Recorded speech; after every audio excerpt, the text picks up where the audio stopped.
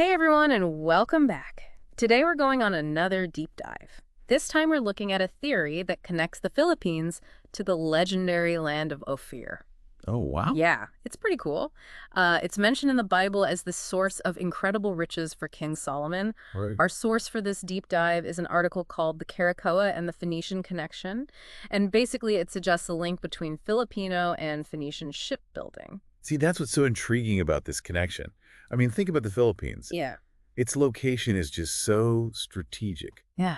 and it's abundant in resources like gold and precious stones. It really does kind of fit that description of Ophir from the Bible. Yeah, and the Phoenicians were known to travel all over the place for trade, right? Weren't they like expert shipbuilders and navigators? Yeah. I think I remember something about them like dominating the Mediterranean Sea. Oh, yeah, around like the 10th century BC. Okay. They were amazing. In fact, you know King Hiram of Tyre. I don't think so. He was a Phoenician king, Hmm. and he actually supplied ships and sailors to King Solomon for voyages to Ophir. Oh, what? It's in the Bible. Yeah.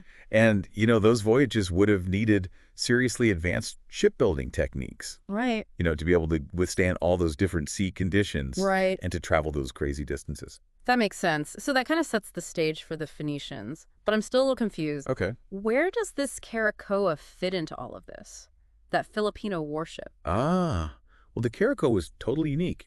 It was a central part of pre-colonial Filipino life, used for both trade and warfare. Wow. And get this, Spanish accounts describe them reaching speeds up to 15 knots. 15 knots? Seriously?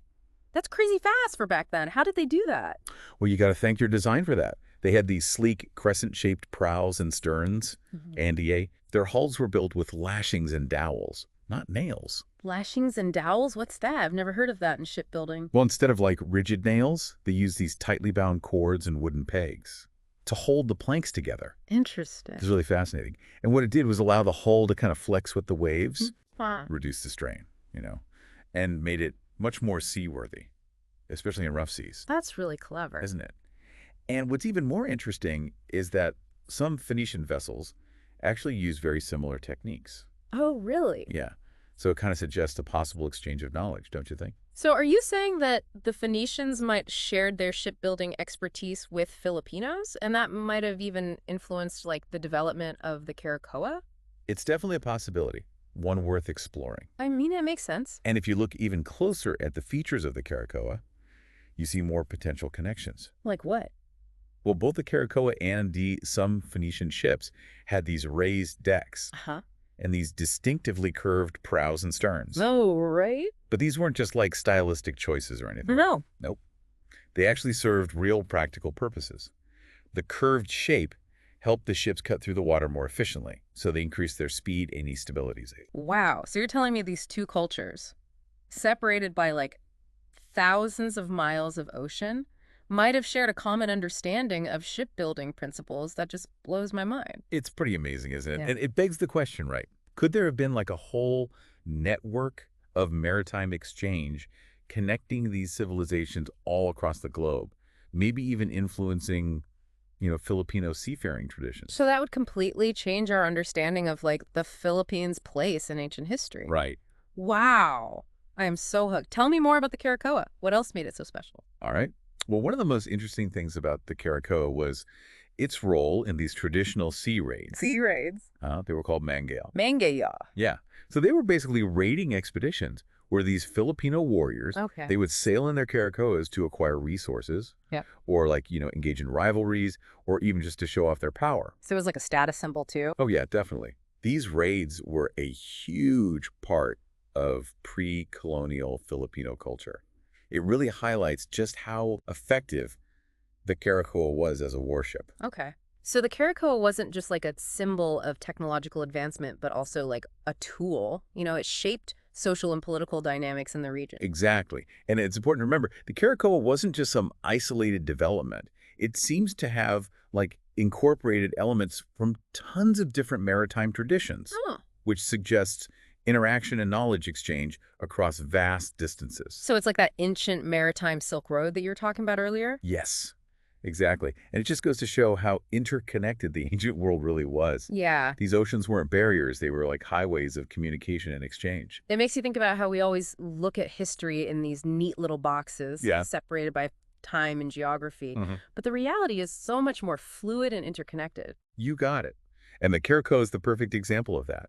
It challenges all our assumptions about the past, and it makes us appreciate how complex those cultural interactions really were. Okay, so let's go back to that Ophir theory. Okay. With all this evidence, have we cracked the case?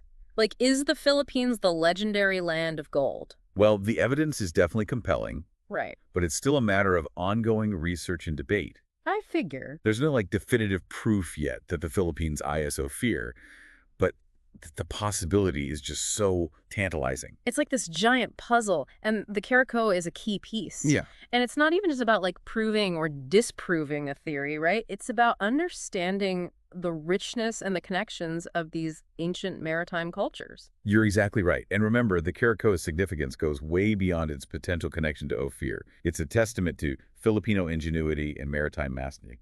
It's a great reminder that history is full of surprises, and that we should never underestimate the achievements of cultures that are often overlooked or marginalized. I can't wait to hear more.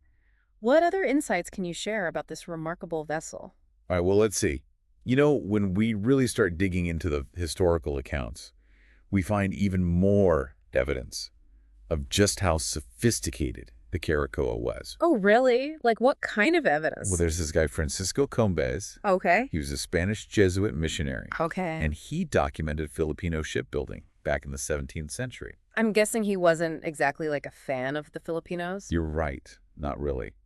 But his descriptions of the Karakoa, Yeah. they're surprisingly detailed, Yeah. and he highlights the skill that was involved in building these things. Interesting. He marveled at their speed, their maneuverability, and even acknowledged how effective their weapons were. Huh.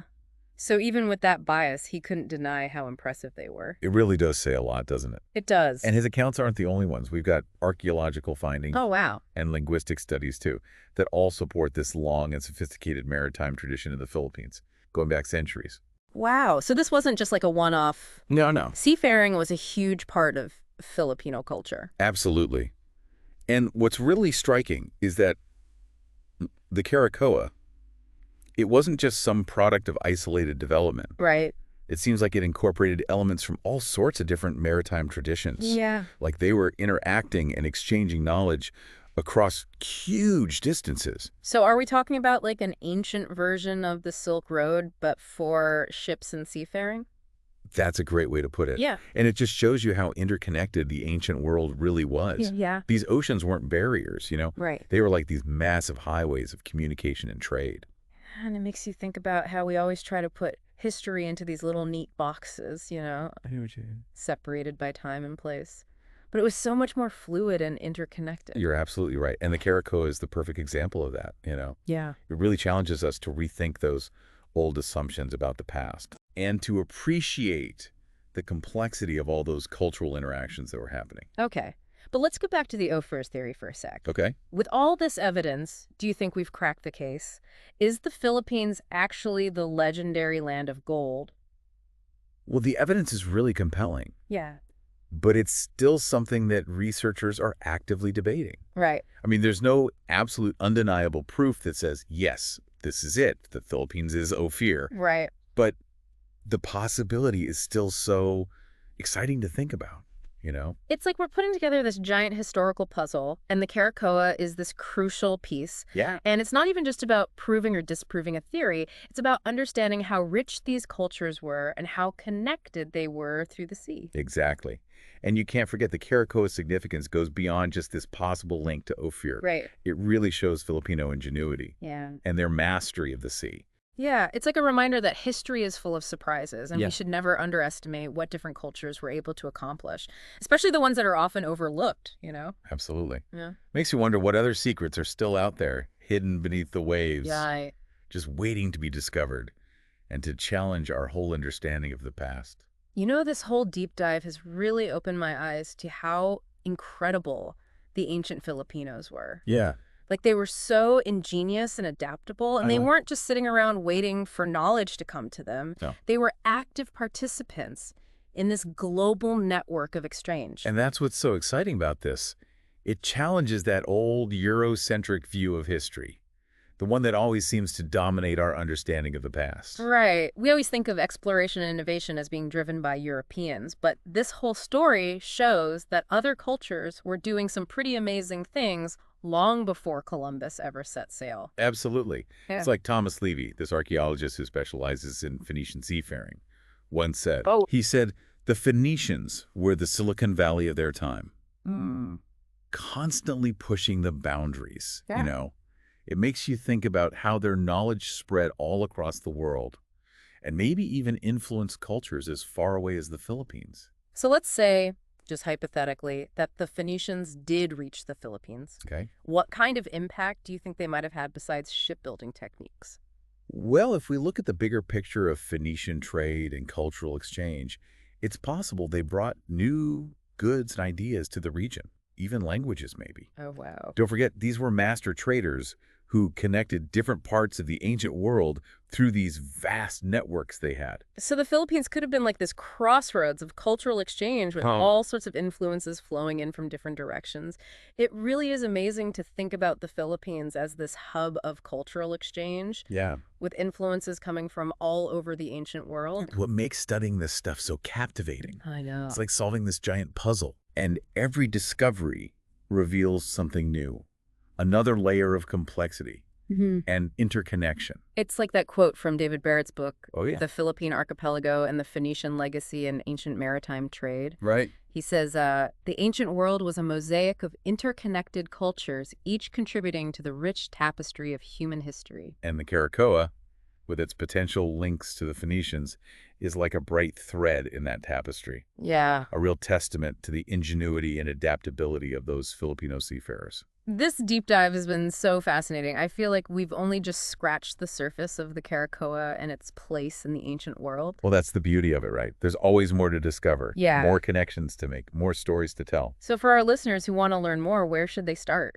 I highly recommend checking out the works of scholars like Francisco Combes, Okay. Thomas Levy, George Bass, and of course David Barrett. Oh. Their research offers so much insight into ancient maritime history and those potential connections between cultures that seem so distant from each other. Those are great recommendations. I would also add that it's so important to explore the oral traditions and indigenous knowledge systems of the Philippines. Yes. There's just so much wisdom and history embedded in those stories. Exactly. Just waiting to be shared. As we keep digging into the mysteries of the past, Yeah. it's crucial to approach these stories with an open mind, Right. a willingness to challenge what we think we know. Absolutely. The Karakoa is a powerful reminder that history is full of surprises and we always have more to learn. So true. Well, I think that about wraps up our deep dive. Wow. Huge thanks to our expert for walking us through this amazing exploration. Always my pleasure. I love talking about this stuff. And to our listeners, we'll leave you with this final thought.